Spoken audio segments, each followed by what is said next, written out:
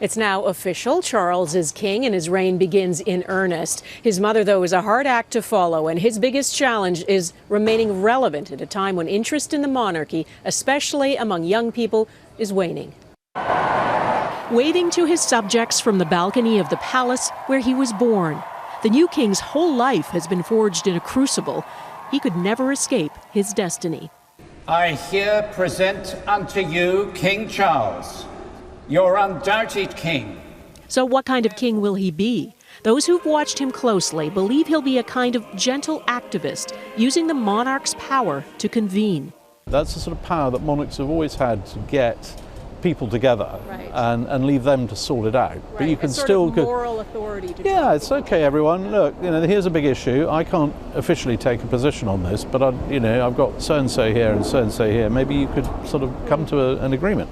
His challenges: a disgraced brother, an estranged son, and polls that show most young people are either ambivalent about the monarchy or actively dislike it.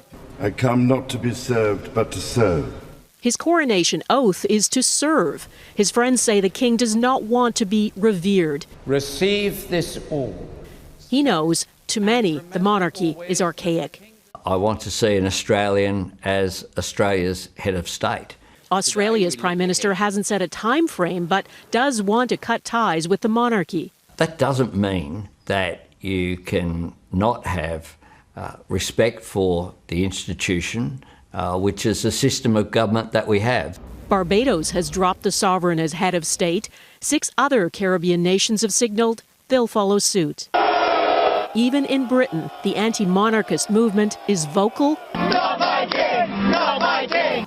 Some of them arrested today during the coronation procession. The whole point of today from the Republican side was visibility, just to show that when the cameras panned around, that they wouldn't see just rows and rows of adoring loyalists, and to show the world that we're not a nation of monarchists.